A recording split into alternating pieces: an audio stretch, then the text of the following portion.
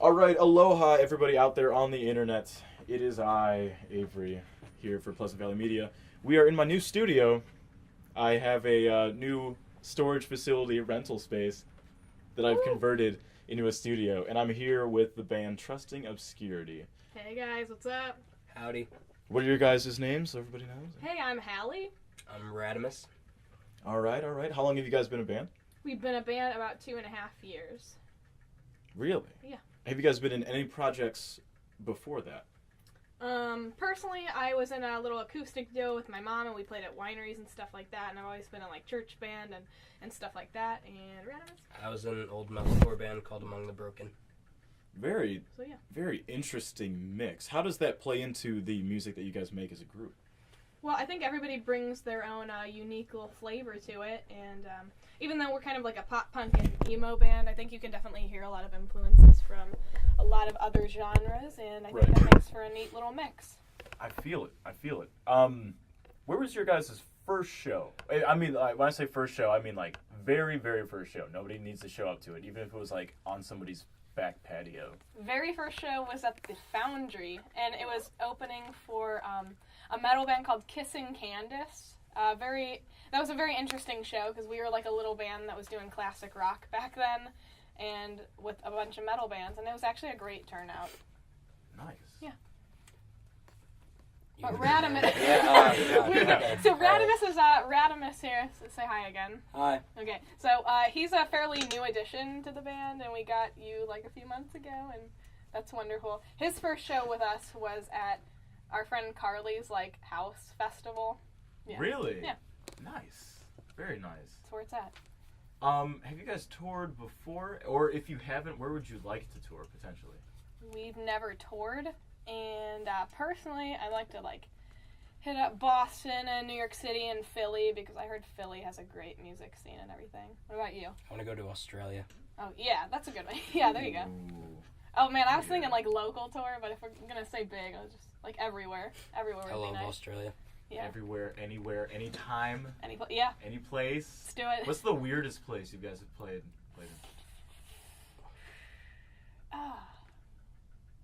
Where's the weirdest place we've played? I mean, my school talent show, when I first played guitar on stage ever, was pretty weird. It felt weird. Yeah. were you super nervous? Did you like just? I was nervous, and I didn't know what to expect. And there's actually a video of it somewhere on my Facebook, and I just look back at it and I'm like, God, I sucked back then.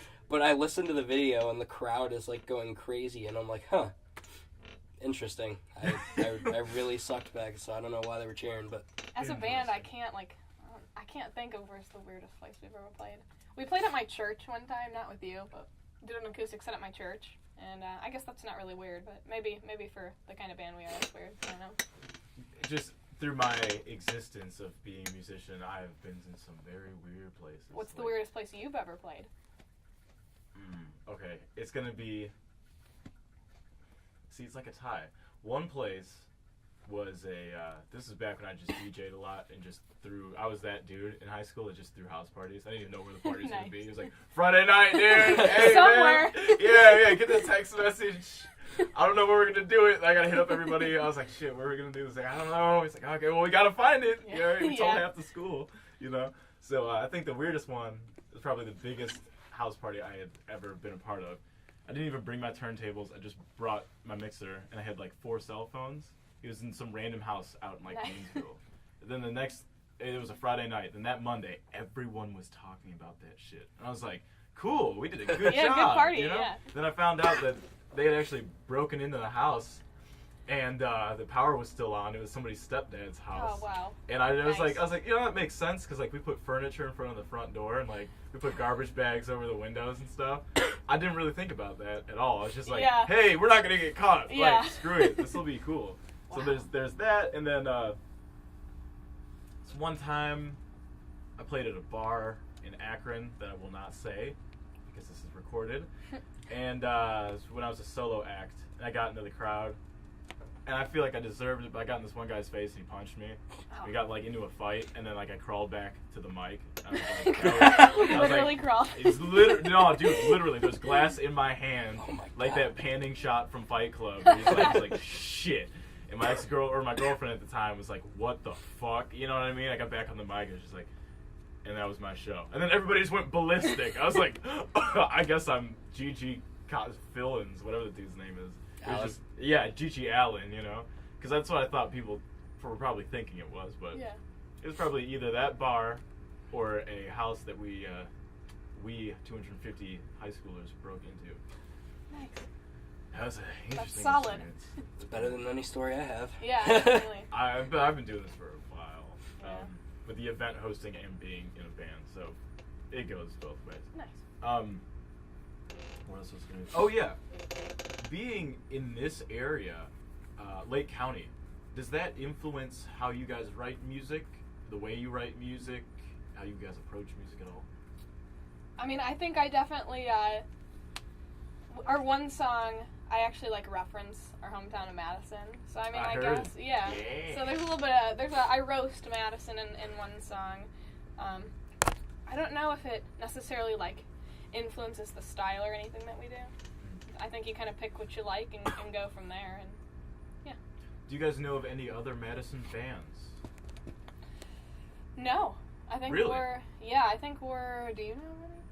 I think we're just about it. I mean- you're not alone. I was gonna say I know a few bands out of Madison. I can connect you with some people. I mean, like, It's cool. if we're talking like bands that, not just like bar bands, like Right, maybe right, like right. older bands that just like play covers or anything. Like Right. I know of those people, but I don't know anyone like doing it like the serious way or anything. Wow. So Oh wow. yeah, Ah, time to do a little bit of networking. yeah. It's cool though. I've noticed that being in such like a secluded and boring county, we don't have much to do. No, There's not much to do at all. no. What is your take on most of the venues in this area booking strictly cover bands as opposed to original artists? That's kind of crap. Yeah, it really is. I think it probably depends on what you're going for. If it's like a restaurant, I mean, I get that they want to do covers and stuff, but as far as venues, that would be kind of crappy if you had like an actual concert venue that only wanted cover bands. So yeah. I see. Do you guys see yourself getting signed in the future? That's the plan. Do you have a record label you would like to get signed to? I know yours that you want. Top 3 that I think would that I've just like researched and I think that would be a really nice fit for us is in no particular order: Hopeless Records, Fueled by Ramen, or Fearless Records. That's Yeah, the one you like? Fearless is is a really mine. good one. But those are all really really good labels, and I think they do well with bands that are similar to us, and I just think they're doing good things. So that would be Very cool. A good bunch of my favorite bands are on Fearless, so. Yeah. Cool. Do you guys have any preference towards like Ohio bands versus regional bands? Or labels, I'm sorry. I mean, I feel like there's not a whole lot of big labels in Ohio, so yeah, I do have. So we probably do have preferences. I think Fearless is out of like LA or something. Hopeless is I don't Something know. like that. Hopeless is over there. Fueled by Ramen is in New York, so Have you guys gone there? LA or New York? no, not yet. I've been to New York, Yeah, but I I've haven't been there. to like New York, you know? Yeah. I've been to New York a couple of times, but like not for the band or anything. Never been to LA. That'd be cool though. That would be cool. I think I was in LA for like 5 seconds on my way to Australia when I was little. We Wow. love for Australia. Yeah, Yeah, that's well, our camera. that's the thing. Like, I went there when I was little, and it was like the best place ever. But I couldn't enjoy it because that was still in my homesick phase. Whenever I would be like, ooh. Are you from Australia? No, I'm from Painesville. Okay, all right. You from? No, just paying. It's cool. It's cool. I noticed that was kind of cool too, or just interesting with people in this area. Like, everybody likes to know where everybody's from, and then once you find out it wasn't that interesting, you're just like, oh, okay. Yeah, right. I feel like You we know. should get on the floor too. It's You okay. want to do that? We should make Yeah. a It's little alright. circle. It's cool. We should Pow look. wow. This With is that. fun though. We It's should. a little powwow. There we go. Look Yeah. at this. This is fun. Here at Cliffside Records, We're in a little we're gonna make it interesting. Indian style circle. Exactly. Just like kindergarten. Build Oh, a yeah. fire around it. Exactly. This is how I conduct meetings whenever I have people in here, honestly. We got like 15 or 20 people. I got like a map, and then we got a talking stick. Like, all right, everybody. So we might want to do this. She gets to talk. You can have like family game night in here. Like have Oh. Monopoly on the floor. Oh, yeah. One of these days, I may or may not release a photo of where we actually are. Not until one of these bands goes platinum, though. I'll be like, hey, by the way, that was actually recorded in this unique environment. Yeah. Yeah. What was I going to say? Oh, yeah. Do you guys play any other instruments? Yes, we all do. The whole band. We're actually missing our bass player and drummer right now because it's just easier for like kind of me and Radimus to go do acoustic stuff. Makes a lot more sense. But we all play different instruments. I do, in addition to like guitar and singing, play drums, bass, saxophone. That's a fun one. And Radimus? I originally started singing because I was in choir for years and years, and then guitar. Guitar, bass. I do a little bit of keyboard and. Oh yeah, I play piano too. Okay. Very, very, very terrible at drums, but I can keep a beat, so that's all that counts. Did you go to Edison, or whatever the middle school is called? I forgot what our own middle school is called. Wilby Middle School. That was pretty obvious, but yeah. No, I don't think so. Okay, because you look really, really familiar. No, I went to Riverside.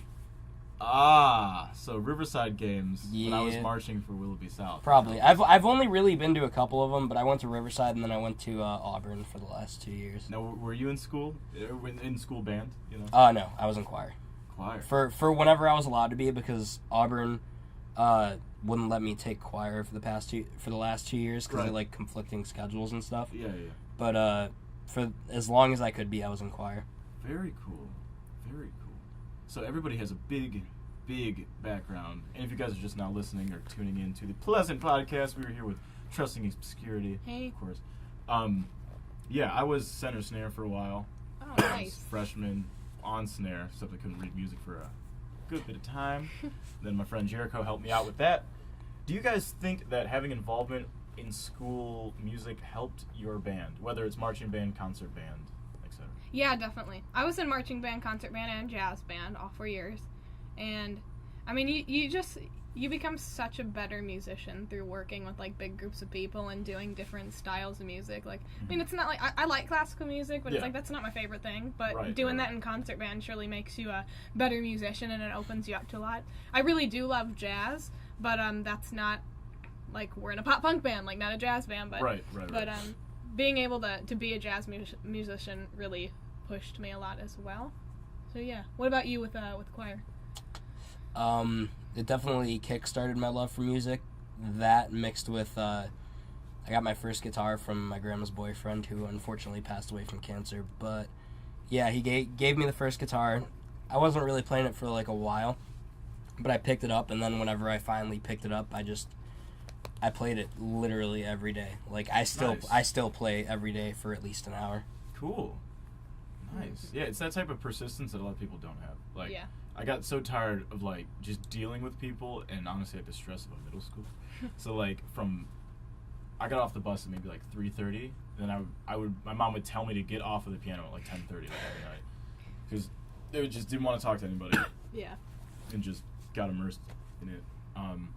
That was how I was when I learned guitar as well. Right. It's like the whole music theory thing, too, being forced to understand music theory.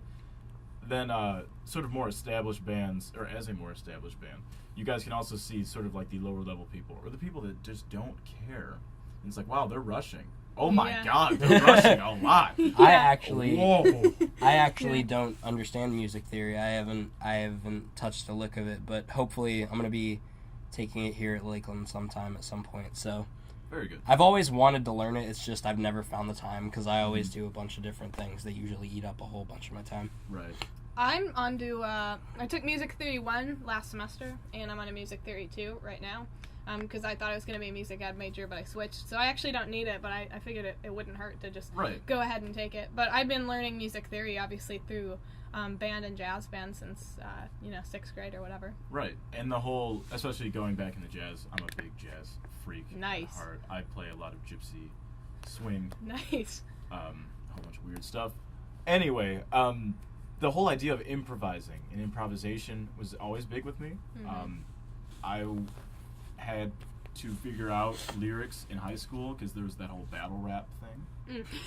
Right? And I was like, oh, whoa, this is actually just subdivision. I'm in marching band. Yeah. This kid's an idiot, so let's go. Yeah, you got this. Right. And then, as time went on, it was like, I could just recycle rap lyrics, and then that becomes a song.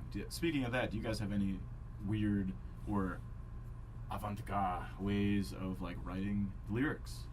Yeah, I do lyrics, and, well, how we go about writing a song is, I'll kind of, sit on an idea. I usually, write an acoustic song first, because I feel like if I just, have a piece of, crap, and I, take it to the guys, I just feel like there's no way it's ever gonna get better, because I haven't done my job right. So I'll, sit on a song for, 2 months, and make sure it's, a complete acoustic song, complete with, the lyrics and the best melody possible for a couple months. Right. And then we'll take it to them, and we'll, do cool things to it, and they just, add their own flavors, and they're like, oh, we should do this here, or whatever. So that's how that works, but, for me, with lyrics, I think it's usually, I'll buy a new album, and I'll be I'll just really try to take as much from that album and put it in the music as possible. And it'll kind of start as, maybe just, covering a song or whatever, and I'll kind of start changing things and bringing my own thing into that. And then finally you have a song that's,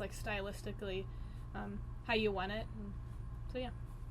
How does that work in terms of writing songs? So, what if your drummer wants to write a song?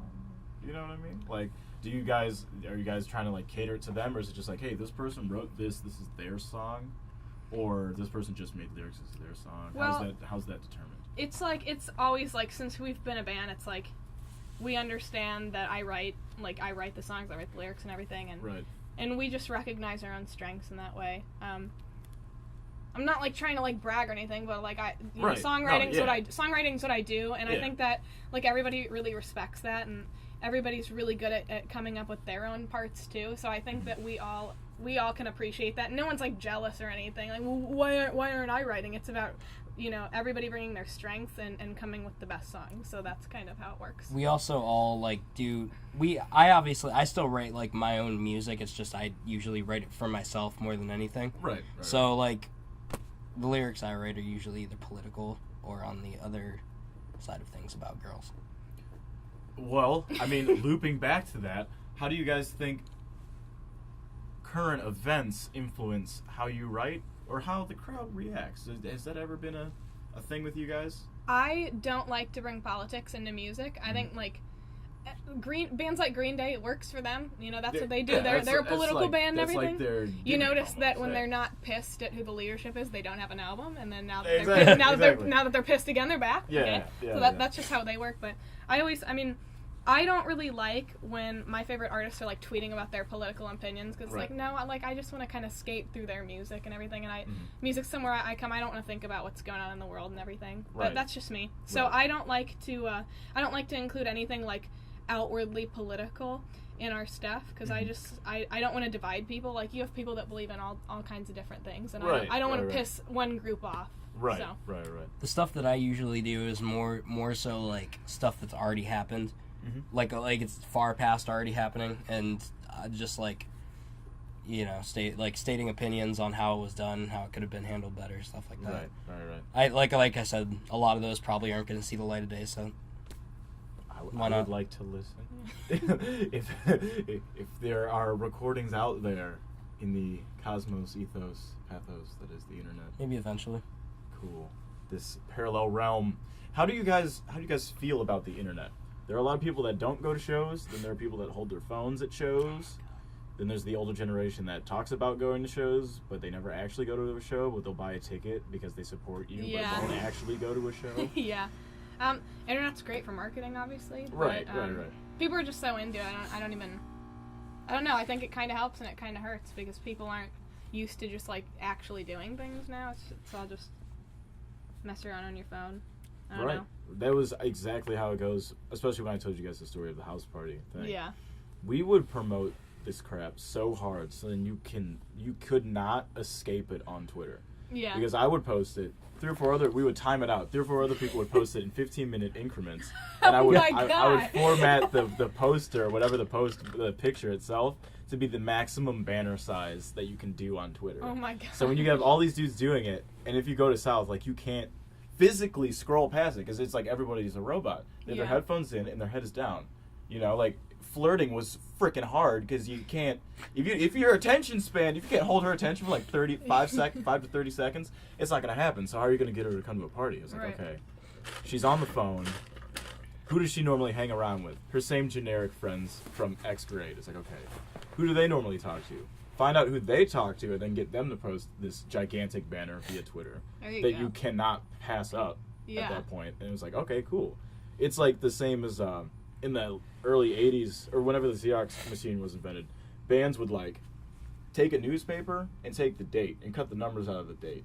So whenever they came up with a slick graphic made in Sharpie, they would just replace the letters, Xerox it, and there's the poster there. Yeah. It's the same sort of thing. Like, no matter what you do, you're going to see it. Mm-hmm. You just have to become more creative, I suppose. Yeah. The biggest problem I've seen with any band is almost that music in general, especially now, is that the market is incredibly oversaturated. Oh yeah, it's huge. You know, everybody's telling you to come to a show all the time. That's all I see on my news feed. Exactly. On my news feed. Either at a local level or a regional level, everyone's making music. Go. Spend money, go. See it, support somebody, go. Do it. It's like, well, I mean, we would all love to do that, but there's like, so much, Right. And so it's like, well, what do you guys do? Oh, I don't know if this would then impact how you promote shows, but what do you guys do to differentiate and separate yourself from other I was waiting for this question. This is a good one. Last summer, we the summer that just happened. Yeah, 2016. We were kind of at a place where we were just doing kind of the same thing as everybody else, and it wasn't really getting us anywhere. We weren't really selling tickets or anything, and so we, this was before you got here, but you came for the good stuff, and we got really good, but we were like, all right, we need to redo some stuff, and we need to do something that people aren't doing. And so we changed our style of music from like a sad attempt at an indie rock band to pop punk and emo. And we scrapped our old songs, wrote all new songs, got them recorded. And then I'm like, we need to do a live show that nobody else is doing because there's a lot of great musicians. But, I mean, think about the best concerts that you've been to. It's because somebody, puts on a crazy show that you can't forget, and it's unlike anybody else. So I'm like, we need to start doing this. And I know we don't have millions of dollars to spend on lighting and videos and everything, but we can do what we can to make it the best. So I started going to a lot of concerts. I went to 21 Pilots, that really inspired it. Went to Modern Baseball and like Paramore, and I just saw what these people were doing, and I'm like, well, we can do that on a small scale. So we did, and we got like this cool intro track from our friend Carly that like help like it plays when we're walking on stage. We got a smoke machine that my dad borrowed from his school, and we bought some light up drumsticks on Amazon.com. Nice. We bring this crappy little snare out and play a little like drum break and get the crowd involved in everything. And can I say it? Yeah, you talk. At our most this is more so about our most recent show. I have a friend who owns like one of those giant inflatable T-Rex costumes. Really? And we That's perfect. and we brought her on stage, and her dad was blowing up beach balls, and the big dino just throwing them out in there, and then ran into the crowd. It's like good. It's about crazy fun things happen, and it's about interacting with the crowd and giving them something. Like, why are they going to buy your ticket over somebody else's ticket? It's because you put on the best show. That's what it is. So production value. Yeah, exactly, which hopefully we can all help each other on. There are many things of that nature which we have discussed before this podcast, and hopefully people will find out about after this podcast.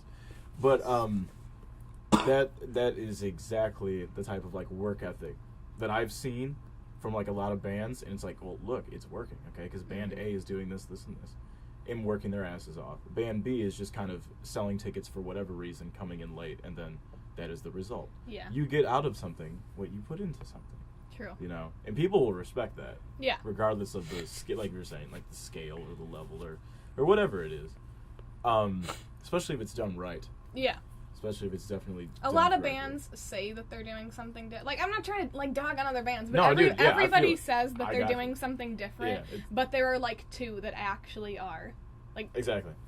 we're doing something different. Like, we Yeah, go to a lot of yeah. local shows, and like, people are always like, oh, we put on this show, we do this and everything, and it's like, no, you just stand there and play, which is great Right, because, right. you know, music is awesome and you should be able to do it. Right. But, and then when you reflect on like ours and all of the like things we put into it and everything, like, it's, we're doing something.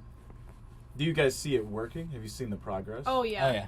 Yeah, people are into it, and I think ticket sales just get easier, honestly, because people are like, that is so much fun, like, we gotta see you again, so. Right, because when you think about it, when people go to a show, they go for the atmosphere, which is what another big thing I learned from the house party. People are in this house. Why? Well, honestly, they can take whatever thing of their choice, so then they can become sedated.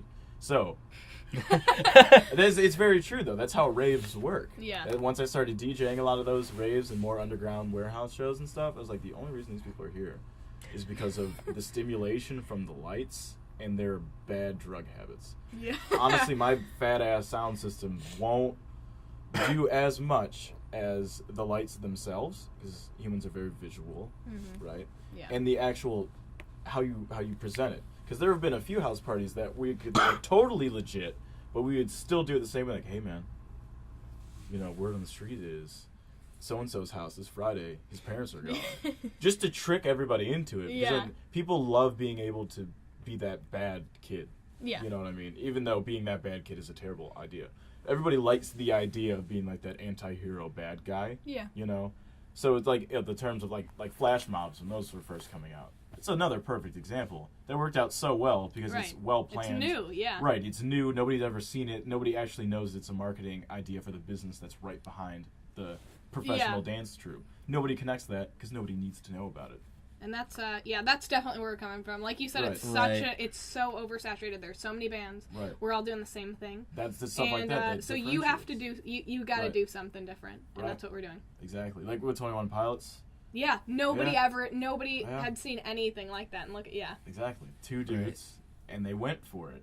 yeah. I remember that, leaving a Saturday school with one of my friends, and then driving to Cincinnati to go to There the you show. go. Yeah, it was fantastic. I was like, wow. And it's because of their show. Like, their Wow. music is awesome, but if they Yeah. were just 2 guys standing there like everybody else in the world does, they Exactly. wouldn't have done it. It's because it's the show. It's Exactly. also like really unique because all of us in the band, we are actively like against using drugs or anything. Yes. Would you guys label yourself as? I don't know if I definitely. I've just labeled the myself question. a straight edge in the past. Okay, Like so you said it. I didn't say it. I've You been- said it. Can we what does straight edge mean? Straight edge means no alcohol, no drugs.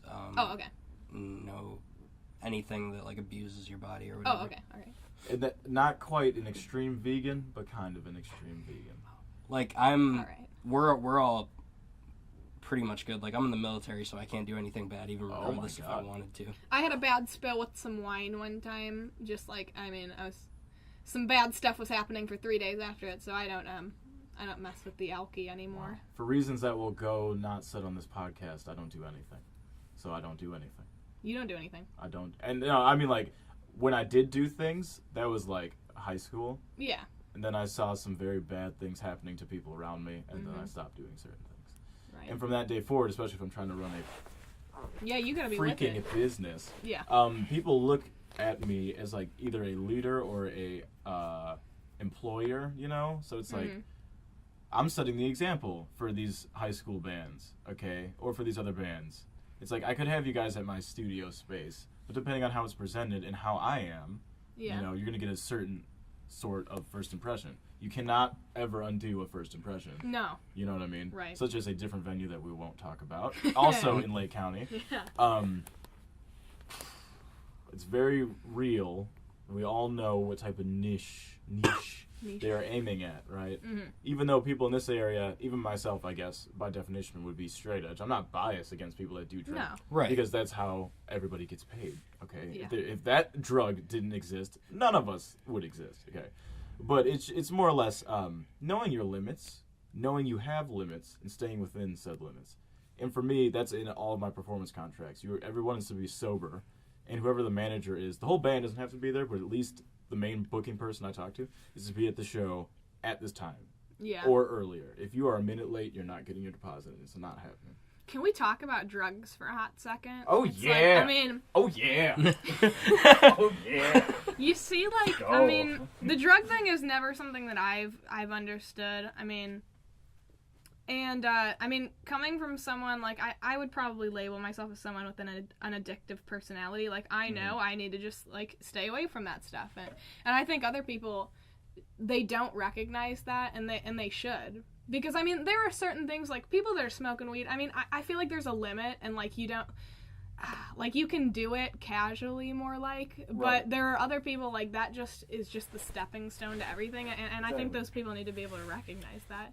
You know, if, like, you have an addictive personality, it's just better not even take the step. Right. To add on to that, like, a band that I didn't mention that I used to be in, that I'm not going to mention by name, but just, Okay. but like it was just a thing. They all used to. I, like her, have somewhat of an addictive personality, so I don't even want to take the chance. But you would like sit there band practice. They're like, "Oh, come on, smoke some weed, man. It'll be cool." And I'm like, "No, no. dude. Yeah. Yeah, we're here to What write don't a you song. What don't you Right. understand?" Yeah. Right. And I think that comes still, it's rooted in how we were taught in school, like from our parents and the people in school. It's like, practice is what you do on your own, and Yeah. rehearsals when you're with a group. Yeah. If I'm taking off work to rehearse with you guys Yeah, you in need X to be location- ready, and we Right. don't need to be Yeah. screwing around. Yeah, Yeah, exactly. Yeah. It's like, because time is valuable, dude. It's like, I got to pay off the car to even get to the show, Yeah. so you guys should stop acting like children. you Yes. know? It's basically what it boils down to. And then, like, from a slightly weirder perspective, it's just like people's like, you go from just being the musician to being the drunk musician to Mhm. like, you're notorious just for drinking at that time. If you walk around Yeah. with a guitar, it doesn't even matter. Yeah. Because people know that you're such a aggravated individual. Like, I skateboard a lot. A lot of the people that I hang with, we definitely identify just as skaters in the area. Sure. And me being somebody that chooses not to drink or smoke is very weird amongst the obviously that yeah. policy, because it's just like, well, your whole point of existence is to be against everything. You know? I was like, yes, believe me, I am, but I have my own way of doing it. All right. Yeah. But then it's like, now if I'm skating downtown and then there's a band that wants to play, it's like, where's your next show? I'll come to your show, because you're not gonna bring any bullshit where I am. Okay. Right. If you guys want to act stupid, okay, I have a venue for that. If you're trying to just get drunk, I know people for that.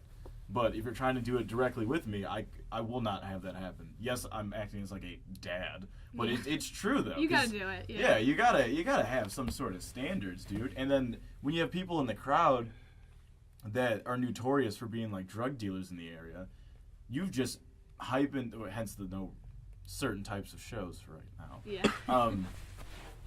When you have those people in the crowd, they're trying to like make a profit off of your hard work. Yeah. And you're trying to make it a safe environment, but now everybody feels scared. And to a that point. kills your draw for other times, because Exactly. that's a whole demographic of people that don't want to come to those shows. You know. Exactly. Once those people know, Yeah. and then it's like, So then that's where you, as like a promoter or an event manager, whoever, you need to really think about it. It's like, okay, do you want to have X type of show? And if you do, who exactly are you inviting? Same thing with the rock show, like in the 80s. Yeah. When punks were genuine punks and would straight up fight somebody Yeah. or like break a bottle and fight somebody outside Honestly. because they stole my Dead Kennedys tickets, because fuck you. You know, it's like, I love Dead Kennedys to death. Yeah. Like, I want to talk to you more about your political stuff, because that would be, I love it. I love every aspect of it. But then, once again, to be sort of like a educated punk, it's one thing to punch somebody in the face because you're drunk. It's another reason to punch somebody in the face because they took your money. But it's another thing, for me, this is like where I would draw the line. If I'm at an event, because this has happened before, if I'm running an event or I'm a part of an event and the money goes missing, it's like, okay, yes, this sucks. Probably shouldn't go after the person that took the money for obvious reasons. But if I find out that somebody was like touched inappropriately or somebody's car got broken into, Yeah. it becomes like a Dr. Jekyll and Mr. Hyde sort of thing. Yeah. Yes, I will snap on somebody because that's a solid asset that person won't. Oh, be yeah. mad. Right. And people's lives become very ruined because you know what I mean. Like everybody always has those stories that come up after the show. They're like, oh yeah, by the way, this and this happened. It's like, are you serious? Mm-hmm. Speak up now, okay? Because like we will lock you in the car and then we will go handle what we got to do. You know what I mean? Sure. Because it gets, especially to some extent, it has to be underground for a reason. And then it has to be legit for a reason. And there's always that gray area, which is how, even being a promoter, people look at you and they're like, well, he's probably a drug dealer. People look at musicians, those are probably drug addicts. Yeah. Right. That's the first thing that pops into everybody's mind. It's like, oh, you smoke pot? Oh, well, you do this Yeah, and this? you party all, yeah. And Exactly. unfortunately, It a lot of the sucks. time that is true. Like, Yeah, I've had an Yeah. experience where like the vocalist got so drunk that he almost destroyed a national touring band that we were opening up for his pedal board. Oh, wow. So Holy crap. I'll tell you this Okay. after. Yeah, But, yeah. Who was the touring band? Should we even not? Yeah, Okay, because let's it'll not. make it too All right. painfully obvious. Yeah, let's Um, not do that. All right, what was I saying? I forget. They Got so almost drunk. met- Oh you yeah, fell yeah, yeah. Well, Yeah. like that's the level of professional. Like that is such a low level. You got to have a. In my opinion, you should just be sober on stage. Yeah. Like Yes. if you're gonna do your thing, get drunk, whatever, you're doing a off job. stage, Like, then you're doing a well, job. yeah, It's right. the- Yeah, that's You're trying exactly to how I present treated it. yourself in a Yeah. certain way. Yeah. Yeah. And even if you're trying to present yourself to be like a badass or something like that, you still Yeah, but you're on the clock. That's what you're, Right. You're on somebody else's Right. property, on somebody else's time. You know, Right. there's a lot of factors. Right. It's not just you. So. Unless you do happen to own the venue and the sound Right. system and everything else, then you could start breaking stuff. But Yeah. until you bring your own mics, and I know a lot of bands that just get lazy too, and then they complain when the venue mails them a bill like, hey, yeah, you smashed 4 SM58s. right. What are you doing? Like swinging the mic above your head and all this other stuff. It's like that's fine, but we're not just gonna let you get away with that. Yeah. You know. That's why, in my opinion, the bands that like swing the mics and stuff, for the most part, the ones I've seen have always brought their own mics. Yeah. Which So, is a like, very yeah, real right. logical Yes. thing Right. to do. Yeah, because you know you're being an idiot. So When you I mean, think at about least it, you're yeah. doing it with your stuff and Exactly. not anybody else's. Exactly, and it better be duct taped to the cord. 'Cause Ah, I've seen right. it come off. honestly. Even- So getting smacked with a even- mic. Did you see Patty from Yeah, As It Is? yeah. There was a video Wow. of Patty Walters from As It Is. We who opened for As It Is. He was at. They were opening for Some 41, weren't they? yeah. And he swings his mic, flew off, and it landed in the crowd somewhere. Like it snapped off the duct tape. It was duct taped even. And Yeah. it just like Wow. he's just like he's swinging it and then he just pulls back like a stump. And then after that, he's like, "Can I have that back, please?" Wow. And that's, once again, drugs also tie into safety. Because, yes, everybody loves the redundant mosh pit. It's one thing to have a sober mosh pit, but then there are real mosh pits, like at a place that I won't name of right now. Yeah. On New Year's, me and some people went to said location Oh, I know for what you're saying. an interesting party. This band threw the drum set into the crowd. Like, it got Oh my airborne. god! So that was interesting because I'd never seen that before. I only saw that in videos. Like the whole thing? They actually threw it. And then the mosh pit opened up. I was like, you know what? Fuck it. I haven't been in this in so long. Let's fucking do it. So like I took off my phone. I told my dude to hold my glass. Like, all right. This kid came at me. I grabbed my head, butted him in the mouth. Oh my I god. actually like messed up his mouth, which was insane. And it was like, I definitely just got away Buff's with falling asleep. messing up this dude's You gotta face. stretch it out for a second. But at the same time, he got in like a fist fight with somebody else in the corner. Did he? You know what I mean? Oh my It's God. like when you think it's like not even controlled. It's just a accepted bar brawl Yeah. at that point. Because they're not even playing music. There's just a dude No, just shouting. throwing shit. And if you're in the mosh pit and some girl gets shoved, and she's like, you know what I mean? Like she's on her phone, she gets shoved and she Yeah. breaks her phone. I'm gonna go after you. Yeah. And the mosh pit is like a great gray area where I can like actually fight Yeah. somebody, and people are like cool with it. I want to It's say holy crap. one thing I Wow. really like. I love moshing. Since Yeah. I'm a heavy metal Yeah. person, I love moshing. But like, I usually the concerts that I go to usually have a certain kind of etiquette. Like, someone falls, pick them up. Exactly. Don't intentionally try to fight somebody. Right. The one thing that like is my pet peeve to no end are hardcore dancers. Oh my god, just swinging your fists around? Yeah, because I was at a show last week or something like that. It was the day before our show, seeing Yeah. one of my friends' bands, Yeah. and there was this dude, that literally punched me in the back. I think he nailed our drummer Zane in the ribs or something like that. I thought he punched Zane in the back also. Yeah. Well, I know he got me in the back, and he did something to Zane too, but it was because he was hard. He was the only person there that was hardcore dancing. Let me just say, those are nice jeans. Oh, thank you. Yeah. He's wearing some very stunning looking jeans. They're nice. Very stunning. When we have the other podcast at an interesting coffee shop that's also located in Willoughby at a certain time, I'll have you guys meet some other people that are on the podcast. 'Cause Cool. I feel like Sweet. you guys would like our group discussions. Oh, Okay, yeah. sweet. I'd Yeah, be yeah. down. That also would be very cool. Got a little off topic, but that's okay. That's true though, because musicians have a life. Okay, Right. There's a reason why we are musicians. Do you guys think? I was gonna put it out there. Do you think depression has gone down since you have this outlet, this like medium to express yourself, personally, and have you seen it happen with other people? Definitely seen it with other people. I'm somebody that I'm not really depressed. I'm happy. I'm Good. pretty happy. Very good. I love Jesus, and I think that that keeps me sane. And but writing, I mean, everybody goes through shit, So Right. everybody's, even if you're not like depressed, you're not prone to depression or anything. I mean, you're gonna go through shit, and you're gonna have some hard times. And I always find that when I'm going through shit, writing songs definitely helps me. Very good. Like a positive coping mechanism. Yeah. Right. Yeah. Personally, I'm like a little more prone to depression. Like I've experienced it more than my fair share. So it definitely does help a lot, and like it sucks whenever you hear people committing suicide because of depression. Like it's Right. it's obviously I understand because I've felt that feeling before, but there's a lot more that you're not experiencing whenever you do that type of thing. Like Right. you don't know what else your life's gonna hold. Like why just end it? It can only get better. Yeah. It really can. Yeah. As long as you're persistent with it, and realize that like whatever you're going through is seriously just temporary. People can help you too. I think Yeah.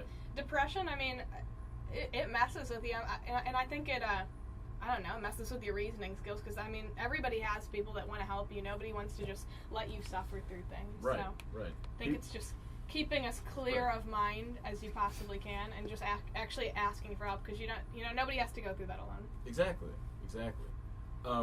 I know a lot of people that sadly are like super depressed, and that is like their only outlet, Mm-hmm. So they're not doing it to go platinum. They're not doing, just as like when blues was coming up, Yeah. They It's didn't for think the feeling. Yeah, they weren't doing that because eventually, but they weren't really doing that just for fun. It was like, life is terrible. You know what I mean? Like, This is the only way I know how to express how I'm feeling. There you go. Yeah. So, like, I feel like I can help people with that, even if it is just, like, something as simple as an open mic or something like that. Yeah. It's just, like, letting people know that, like, there is a way to deal with what you're going through. Mm-hmm. You don't have to be destructive, which is, like, I would used to not be able to, like, control my temper or, like, depression. It was very destructive. I was, like, put holes in walls, which I still have to pay for before I move out. But, like that sort of thing, like, realizing, like, if you put all that fury and, like, rage into breaking a stud in your wall, into, like, Writing a song, or like trying to like get this set up, or trying to like promote a show for your friends so then they can have a good time. I realized that too after the first few shows that I helped organize with everybody that I wasn't even in. It was just like, wow, this is cool. Like, we actually have a scene, because like we we're worked doing together something, on it, and That's- like it actually worked. That's like the other thing too, is Right. whether it's been through like metalcore or pop punk, I've met so many good people through both scenes. Like I've gained so many new friends that are better friends than I could ever think of having. Like the guys in this band, And girls, Yeah. or girl. guys and girl. Did you just assume my gender out of this? Wow. Wow. How could you do that? Wow. You're so insensitive. Wow. Wow. I'm kidding. Woo. How do you guys deal with people cutting to conclusions like that? Like, 'cause for me, it's still really weird. There's like, once again, me being a promoter, they know, or they would think that I act like other promoters, and then I just hustle people. I was like, no, I cut a lot of grass, like a lot, literally push a lawnmower and cut grass to get a lot of this started, okay? And a lot of my friends that are also in this work very hard jobs as well. And then us being sober musicians, how do you guys get past the whole, so you're not just drunks playing instruments? Whoa! Whoa! Play that Nirvana song again.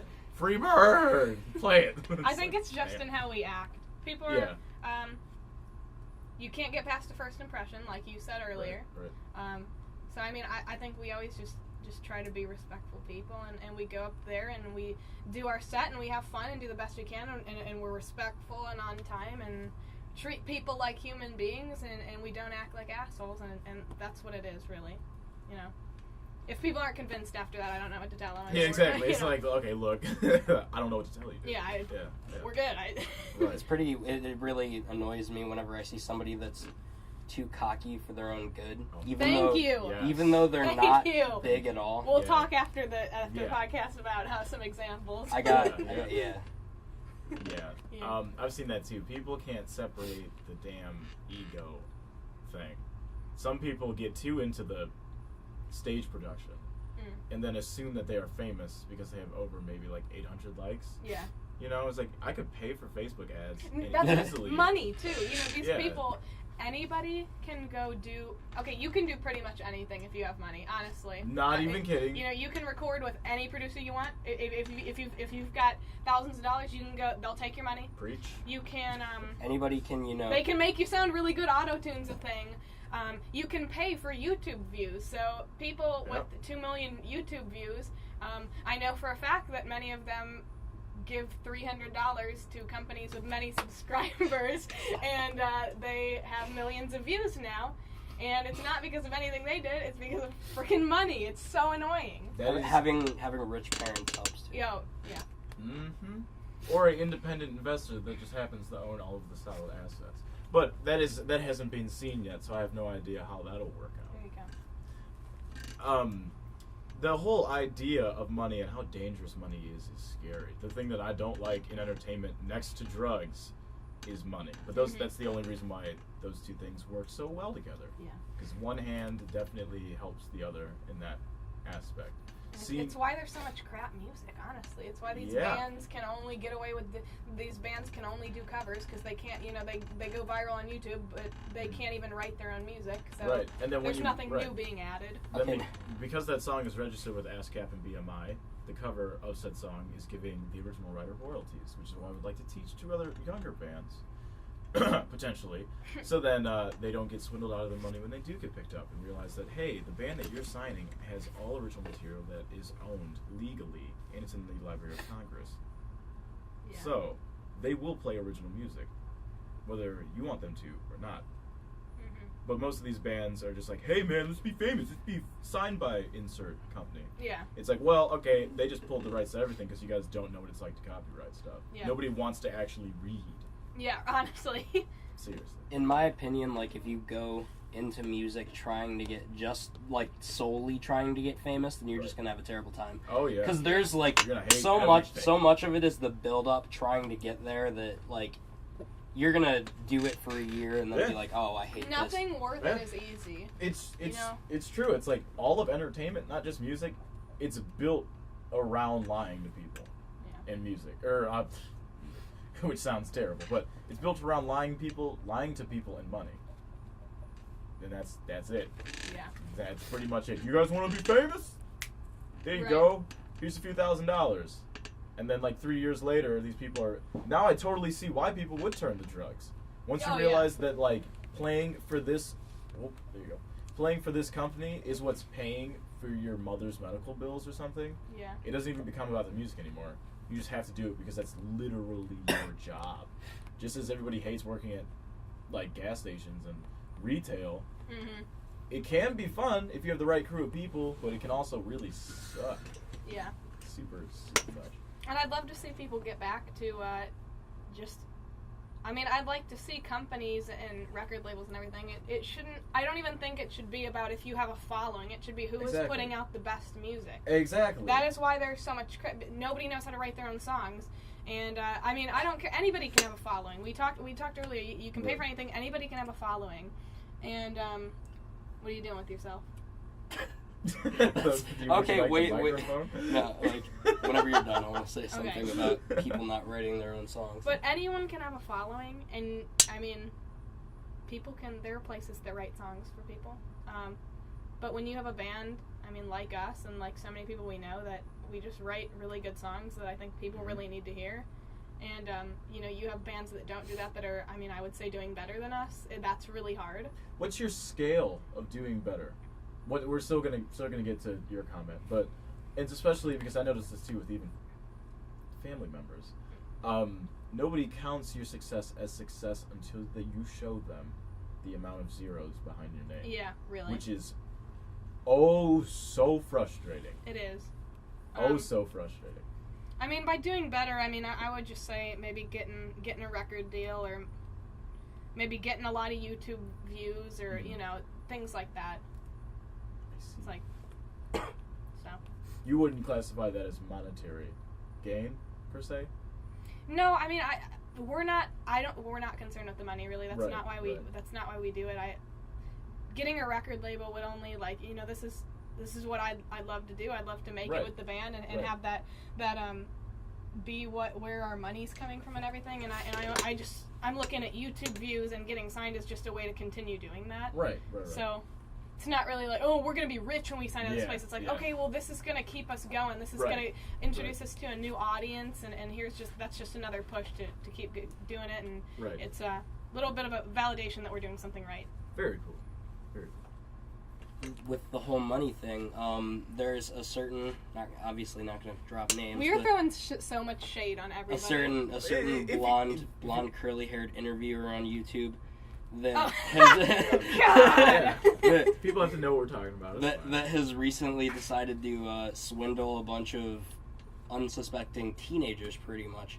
One of which who we actually got the chance to open for, and I met him, and he was the sweetest dude in the world, and got to he basically swindled them out of a bunch of money because they had like a collab YouTube channel or whatever, and he's just gone so downhill since then. Mm-hmm. Like, I think I don't even know how many subscribers he's lost, but once everybody found out he was only in it for the money, it just... But that's an example of it actually, like, hurt it. Like, money actually not, like, people not being stupid and buying into it, because people are like, oh, this guy's a douchebag, and he's only about money, so we're not gonna keep this going. That's good.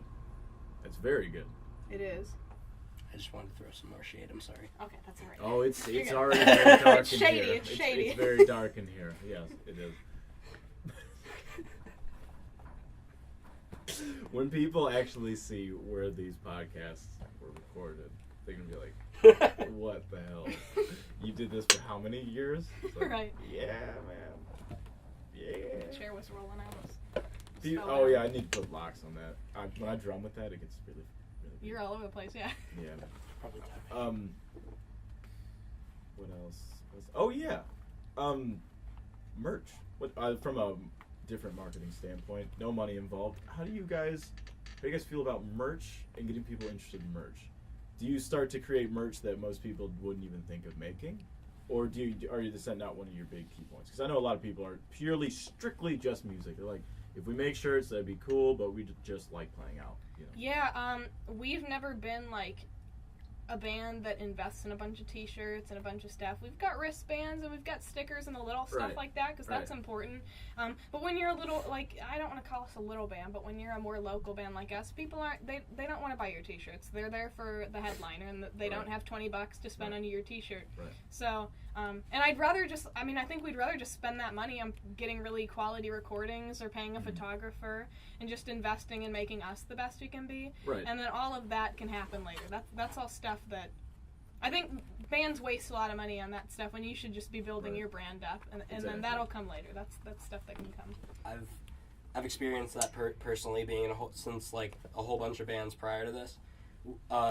We always got like really expensive merch. We always got like 50, 100 shirts, and they would always just sit in a box. Yeah. Literally the entirety of one of my bands, we got professional shirts made. I think the company was the same the same company that like Asking Alexandria and Born of Osiris and all them go through. So they're notorious for being good shirts. Yeah, and it like the design. Well, it was the design anyway. The design looked really good. Like it was something that looks like it would be straight like right out of Hot Topic, but we sold like maybe 10. How much were the shirts? $20. Yeah. I will talk to you guys about certain things, definitely for sure, after said podcast. Sounds good. Indeed. By the way, you are now listening to the Pleasant Valley Media USA podcast. I'm your host, Avery Griffin, and I am here with Trusting Obscurity. Hello. Yeah. And it's not obscure at all. I feel like these are more. I can relate to these people that I'm talking to right now. It's fantastic. It's just like you guys bring up problems and issues and stories that I've lived through. Mm-hmm. It's like cool. I can relate to these people. This is awesome. It's mutual. Exactly. Mutual. Do you think there's a problem? If this will, I know this will suck up the rest of the time. Do you think there is a problem in this part of Ohio? And I'll say it, in the city of Cleveland, with how shows are run and an issue with people working together. Do you think that is a issue? Yes, it's an issue. I think it's been worse, though. I think we're kind of coming back around, and I think we're going to see that get a lot better real soon. But you've got some of the real scummy companies that we talked about earlier that are kind of fading out because people are figuring them out, and all they did was take advantage of people. And when people figure that out, it's like, no, we're not going to work with you. And you got people like you doing it the right way that are coming up. And a company that we work with, Bravo Artists, they're so awesome, and they're really great to people. And you're seeing people like that take over, and they're doing really good things in the scene. So. Which is good. Yeah. Which is really good. It like we said before, it like alleviates the nonsense out of it. It's like, okay, you have these promoter A that does sketchy things. He can keep doing sketchy things, but we're not going to be a part of it. Yeah. And then after a while, once the word gets around that that's not how you actually then they're out of business and we're then they're screwed. Which is very interesting. In ways of working together, how do you think more people How do you guys think the scene in Lake County can really progress? What steps do you think the everyday bands in this area can take to really get this place bumping? Well, let's say quality music for one thing, but that's not the whole thing, you know. Right. I don't know. I think it's all about supporting each other, and you can't be hating on people in your scene. Because it's all about us working together, and it's all about networking and people knowing each other. That's how you go places. It's all about building your relationships and everything. So even a good thing to do, which I have personal experience in, is like cross scene. Kind of like obviously a lot of people think of a scene as just one genre of music, but I have a bunch of friends in a bunch of different music scenes that we all come out to each other's shows, support each other. Right. They're all awesome. It's a good thing. And then from the outside, then you can see it's like this is a legit scene. It's not just indie rock. It's not just pop punk. It's not just metal music. or rap. Yeah, it's just like music. This is a music city. Yeah. This is cool. There's not only somebody playing outside because they just feel like screaming, not because they're a bum, quote unquote. Yeah. This person's just off of work and feels like just letting loose. They're jamming. Yep. And now you also find out, oh hey, there's a show that day. Oh well, the place he's in front of has an open mic. What the fuck? Yeah. And then next thing you know, the businesses gain all the musicians' trust because the musicians are doing the footwork to build up their business. Yeah. And then it's like give and take from there. I think new bands starting out, if anyone like from a new band is listening or whatever, don't be afraid to put the work in. That's how you get places. Oh yeah. People want it to be so easy, and it's not easy. That's not how it goes. It's all about work. So. No. Can I name drop somebody just because I really want to? Okay. Hi, people in a sense of purpose, if you're listening. Love you guys. Righteous. There we go. They're really good. Really, really good metalcore band making really good music out of Akron, I think. Do we want to support some people? Do we want to drop some other names? You can do it. Yeah. You can do it. It'll go on the Facebook page. Hey, this is for Good Night Tonight. They're out of Akron. They're a alt rock band, female fronted. Hey, they're really cool. Who else? Oh, the Whiskey Hollow out Yeah. of Maddie's awesome. Those They're dudes. awesome. They're doing some really awesome things. Indie rock out of like Cleveland. I'll just say Cleveland. Who else do we know? Who else do we like? I know they're not even a band anymore, but they're called Sentience. All the bands I'm name dropping are pretty much metalcore bands because that's like 95% of the shows that I go to. There's a lot of support in the metalcore. But like, Yeah. they're specifically their bass player, he helps us out in a bunch of our gigs. Leo. Leo's the sound guy at the Foundry. He's awesome. Yeah, He's just he's awesome. really Just a awesome. cool Oh, guy. that's Leo. Yeah. Oh, what's up, Leo? Yeah. What's up? You remember that kid that brought in that fat freaking PA that was in the crowd with the goggles on, yelling at people? Yeah, I took my shirt off. Yeah, that was me. Yeah. I was that black guy with the afro at the time. I'm trying to think of some Yeah, others. he'll know. With the synthesizer. And the Ludwig drum kit. We gave enough love out. Yeah. I think we're good. And much love from me. I'm Avery from a undisclosed location in Lake County. What's up, Fresh Bucket? Nameless, not in the daily. I guess that's self-promotion, I guess. Yeah. And Stop Laughing, of course. Any other bands left out, I am so sorry. Trusting Obscurity, thank you guys for coming in. Thanks for having Of us. course. Woo.